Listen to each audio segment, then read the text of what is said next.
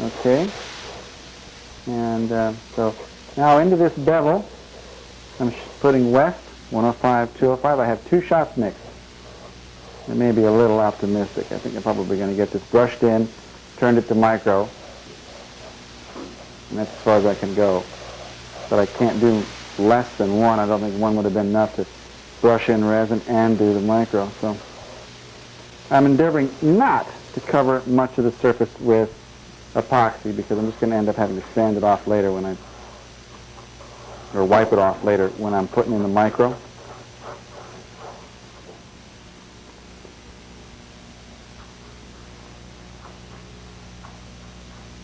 There's chips and stuff in there, but this is going to get caught up into the micro anyway, so it doesn't matter.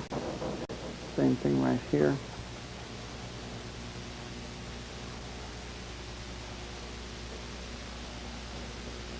Now, what I would really recommend here is that the carbon fiber in this area and the foam be removed for just large enough for it to be filled with flocks in this area, and then glassed over top when we do the forward shear web, so that then you can countersink in later and put a 1/4 inch flush head screw up into the bottom, flush with your bottom skin into your hard point.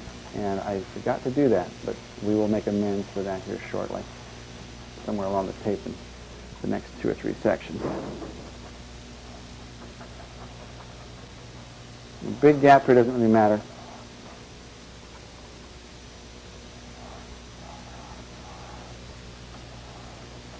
Okay, we'll be back with you in a minute after we turn this into micro, and we're getting ready for the glass. I'm removing the predominant portion of the radius right here in front of the phenolic. As you can see, we've already put the micro in. We've pushed it all the way through until it's goozing out the other side. I've got 2 shots of west here, probably just a little more than we need, but not much.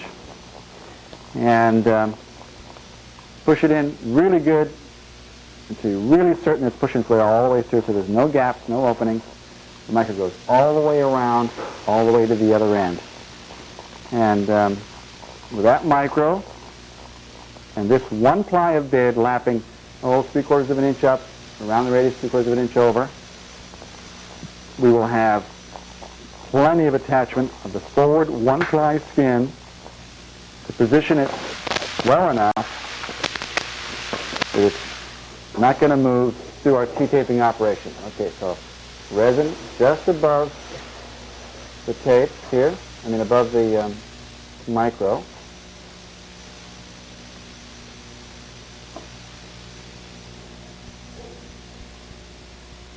I'm endeavoring not to place epoxy on the micro. I don't want to loosen it up. One of the nice things about west is it goes off fast enough that the micro begins to become stable before the next process, because it's curing so quickly. Either it'll work for you or it'll work against you.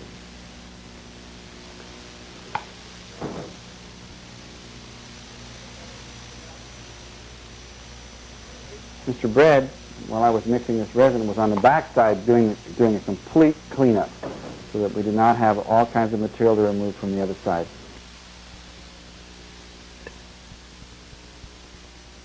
Oops, sorry. We still have to sand the other side for shear web application.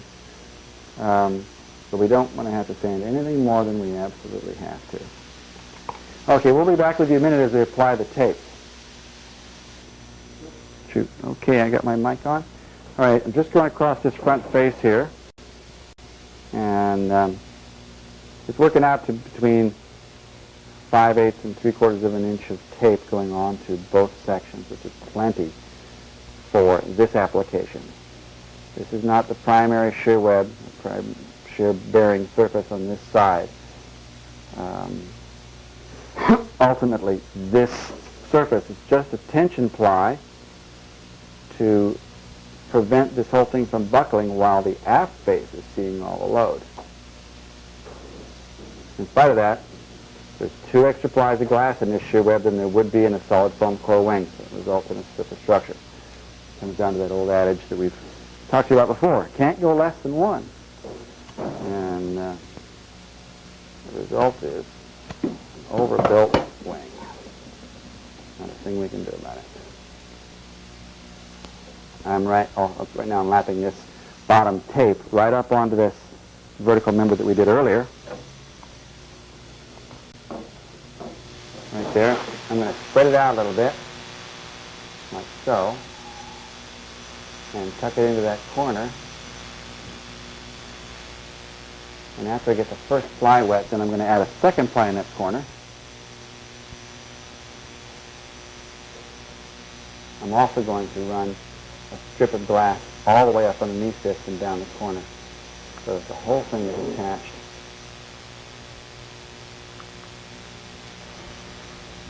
Stop messing with me. Go right into the corner first. Stuff it down. All the way against the micro. I got a little lap right here. 1/4 inch lap would have been sufficient. And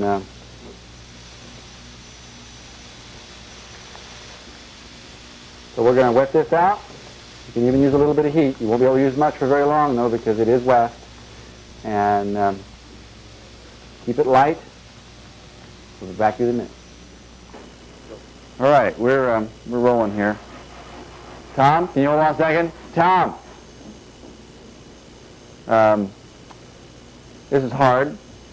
Yesterday you saw us glass this side, 5-minute epoxy it in place, and we just put a straight edge, this one here, on top of this tape, all the way to on top of the shear web, drew a straight line. Now we're cutting it off. We'll cut it all the way off with this. And we were blazing along and thinking, oh, we forgot to show you how to do this. So this won't tilt, but there we go.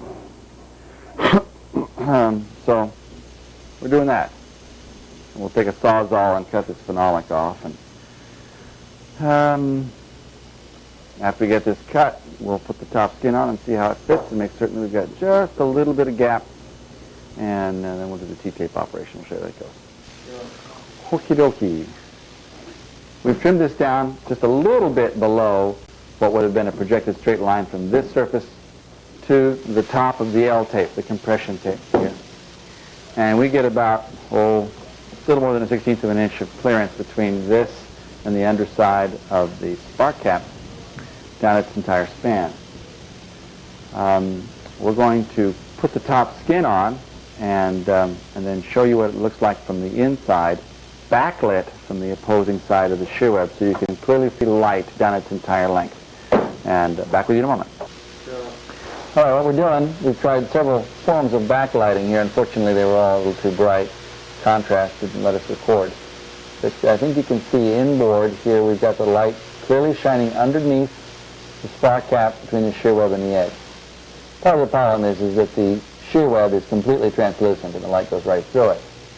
And I go on down, I can clearly see that I've got about between an 1/8 and a 1/16 of an inch gap all the way to the end. Come all the way back. Now I'm going to come onto your side and show you what it looks like when it's lit from your perspective.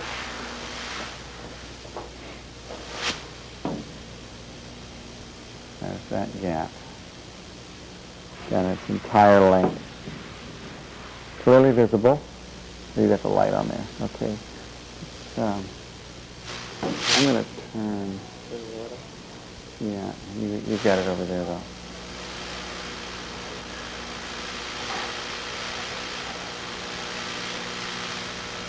Okay, now we're going to try our light. Pretty grainy, isn't it? It shuts off the focus. Oh. Here we go. And you can clearly see the light. Follow it. Turn down. Oops. Yeah, don't shoot the zoom. Okay. Just shoot on down. No focus. No wide angle. Whatever it is you're doing. Just trying to follow you, and as soon as you change, it's trying to focus. Oh, okay. All right, well, that didn't work, folks, but you can see the light clearly through the surfaces, and we'll be back with you in our next step. We're going to show you a few things about determining that your airfoils are right and that your spark cap is straight. First thing I want Mr. Brad to do is look at the straight edge here, right along the hinge line of the aileron. You know, it's absolutely dead flat. And it should be dead flat. It might be up a 64th in the center, but generally these extrusions aren't as straight as you might think they'd be. Now, we'll show you how to determine where your spar catch is really, really easily. We're out about, 8/10 to the span out here, and I'm going to mark where this is, but I want you to listen. Kind of low and dull. I'm going to move aft. It's starting to come up in pitch. Bango.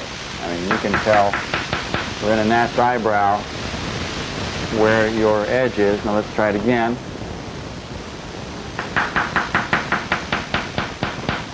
Right there.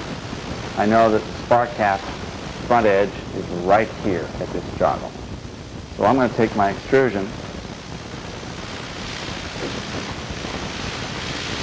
I'm turning it around so that the majority of the mass is on this side of the fulcrum and it won't want to fall down backwards. And I put this about an inch or so inboard. Can you see that? From this edge here, because this begins to rise. So if I place it up against this, I'm going to be off the surface of the wing. So I'll come that way just a little bit. I'm right on the red line. I'm right on the red line. I have maybe, 20 thousandths right here that I'm up off the surface. And I'm touching here. I'm touching everywhere else. I could take a small block of wood and super glue it to the front face of the wing right here. See if I can actually push it up. I can, ever so slightly, right there.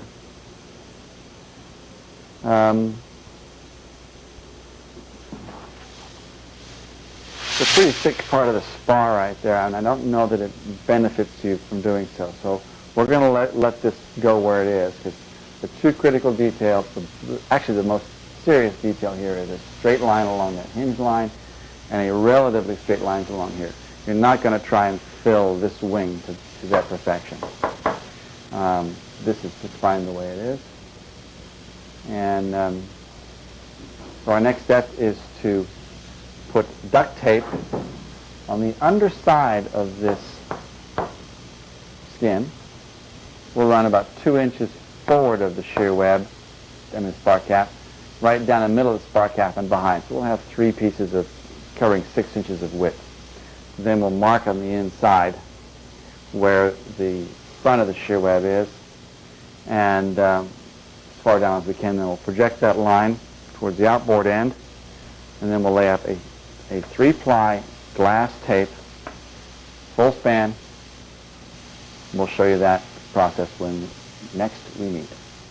Okay, and right here, we can easily mark and know where the shear web meets the BL55.5 joggle. We can't easily know it here, so what we do is we measure from the front face of the shear web to a projected spot right at the front, which is 8 3/4 of an inch. So I'll put a mark on the underside of the upper skin, and then we'll come an inch forward of that and 2 inches after that, and that's where we'll lay our tape down. Now when we're done here, we're not going to have a full 3-inch wide glass tape here at the back of our shear web. Not necessary. If you look at the amount of glass you have in your shear web, you've got 2 crossing plies to go in 25%, 2 more crossing plies, 25%, 2 more crossing plies, 25%, 2 more. 2, 4, 6, 8. Well, if you've got a 2-ply shear web out here, how much load do you have in shear? So we're going to reduce the amount of bond width on the top skin to address the amount of load that's actually being transferred. And by the time we get inboard, we have a full complement of shear web on the inboard surfaces. It's about 2.5 inches. It comes to just about 2.5 inches. Now we're going to take the upper skin, flip it over, put silver tape in the area where it's supposed to be, mark it, and then lay up the 3 plies of bid full span from here to the other end. And we'll show you that as we go in process. Got it? Mr. Dry, before we go any further on this tape, we've talked about this member here that comes in your kit. It's to distribute the load from your tie down into the shear web, thus into the spark caps, between the spark caps. When you drill a hole in the bottom of your wing, you're drilling actually through the top side, through the bushing of the exterior skin, so you have a record of where it is. You're going to come back and drill the other direction, and then you're going to countersink into the bottom of the wing with a flush head screw. At least you can. You don't have to, but I would recommend it. This prevents your bushing on the interior from rusting. You can even put grease up in there if you'd like, but it also plugs a hole in the bottom of the wing. And I'm going to make certain that these bushings do not